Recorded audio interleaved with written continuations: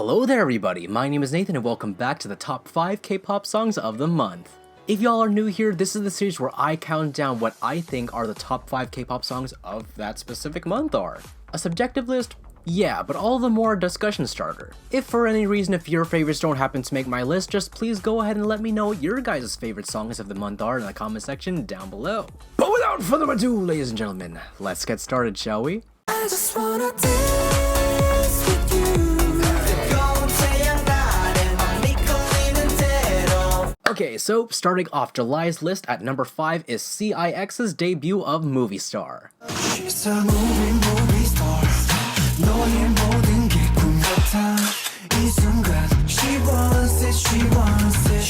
Now, I largely included this song on the list because of one, Bae-jin Young's re-debut from 101, and Byunggun's and Sunghoon's debut after leaving YG. And for those of you guys that don't know, Byunggun and Sunghoon were trainees back during YG Treasure Box, when YG himself was still at the helm. They were two of my favorite trainees, but they unfortunately did not make the cut to either Treasure or Magnum. But seeing Byunggun and Sunghoon debut before Treasure 13 with a debut song as clean and sophisticated as Movie Star? I mean, it's just so refreshing to hear their voices again after so long.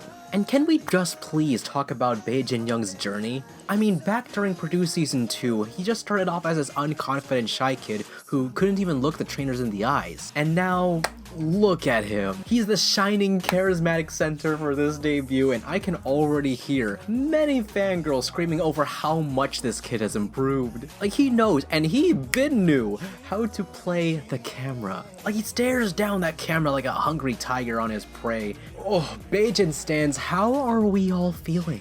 But before my blood pressure gets too high from just the first entry in our list, let's move on to number 4. And our shining, dazzling number 4 is Mamamoo's Gleam.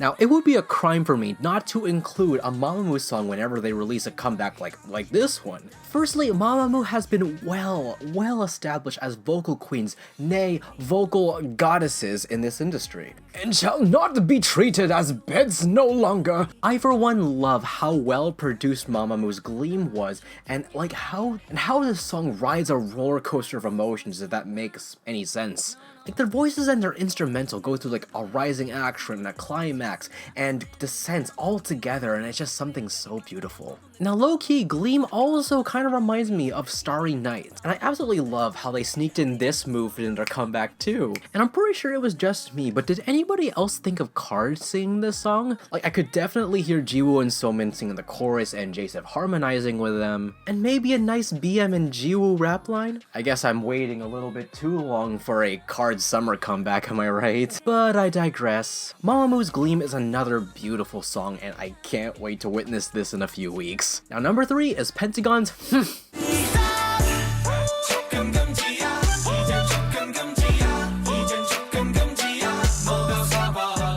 I know, it's such an odd title for a comeback song, but the song itself is just so fun. Now, honestly, since iKON left Pentagon a while back, understandably the group was never the same again, but their music is still so good. Now, produced by Geary Boy, this comeback is probably one of their best in my opinion, and hands down their most entertaining music video to date. Now, first of all, I have never related more to a music video in my entire life. Like, the whole premise of this music video is like a little classroom rivalry between Wooseok and Hui. And in extension, the tall members versus the shorter members. I mean, the music video even starts off with the two drawing a line between their spaces on their single desk that they share. And one of my favorite parts of the music video was when Wooseok sneezed and his comically large pencil rolled over the line that they drew when they were kids, and Hui literally yells at Wooseok, and the next part of the lyrics are, "Oh, you just crossed the line." And everybody makes such a big deal out of it, like, I just can't. But my hands down favorite part of the music video was when the shorter members opened up a club called the World Top Model Club. But outside the classroom, they have like this little placard, this little restriction saying that no one over 175 centimeters could enter. banning the members who are 5'7" and up from entering, aka the tall members club. Like, yes, Jinho, stand up and represent for us short kings out there. I have never related to a music video so much in my entire life. Now number 2 on the list is NCT Dream's Boom. Baby, you and I, we're dancing in the moonlight. No, wrong Boom. 5 points to whoever guesses who that actually is from.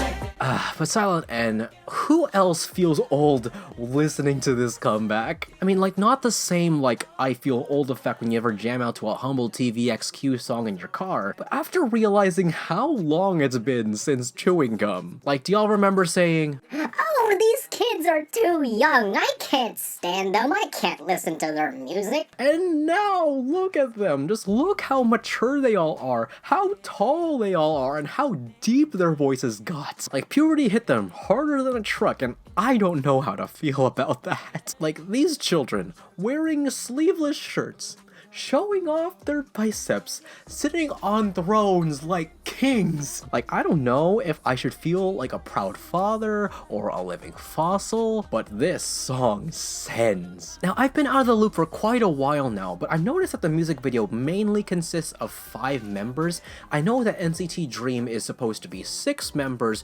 They used to be 7 when Mark was still in there, but he graduated from NCT Dream. But then at the last chorus, it goes up to 6 of them, so one of the members is missing throughout the music video. Does this have anything to do with the whole Renjun manager debacle a while back? Which was so messed up of the SM managers to do, which deserves a totally separate video on its own. But if anybody can let me know what's up and why there was a member missing, or which specific member was missing in the music video, only to appear at the very end, that would be great. I mean, honestly, I'm just very happy for how far NCT Dream has come and shown how much they've grown. Because no longer are people looking at them with skeptical eyes saying, "Their music ain't my style, they are too young, these are children, these are babies," because they are diversifying and proving themselves to be more flexible in their music prowess. Now, an honorable mention before we dive into the number 1 spot is What a Life by EXO SC.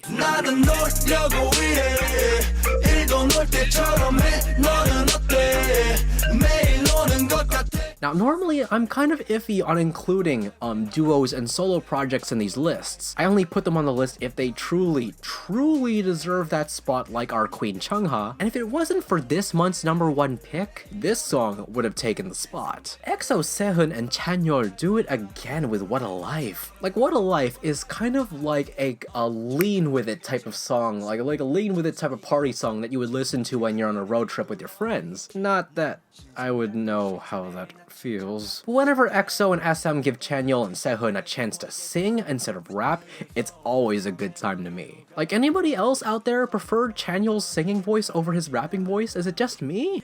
But yes, everybody, topping off the list at number 1 is Icy by ITZY.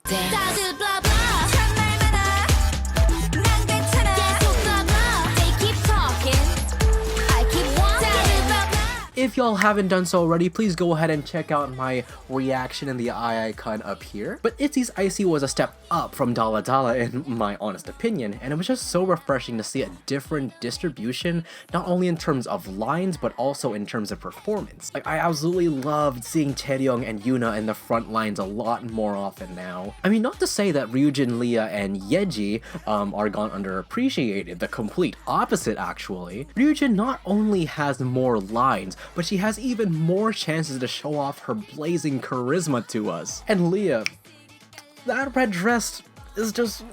And my Hwang Yeji. More and more, I'm getting the feeling that she's becoming the Seulgi of JYP, not only just because of her amazing dance skills, but because her stylists always give her the most outlandish hairstyles and outfit choices. I mean, Yeji rocks it because, well, she's Yeji, but still. I don't think I've ever seen a Dala Dala stage, let alone an ITZY stage, where Yeji's hair is not in her twin buns, or pigtails, or a high ponytail. On many levels, like Leah said in the song, is slowly becoming one of my favorite songs of the year. I mean, ICE is just showing the journey that ITZY is still currently going through in terms of going through to improvement and how they're escalating their performance more and more. And I for one can't wait to see where ITZY goes from here. Now all I need is an official light stick and a couple Yeji posters and we can call it a day, y'all. But yes everybody, this has been the top 5 K-pop songs of the month of July 2019. If you guys have been noticing that my eye has been twitching throughout the video, I do apologize, I didn't get a lot of sleep last night, but I hope you guys don't really mind that. But as always everybody, I want to know what you guys think.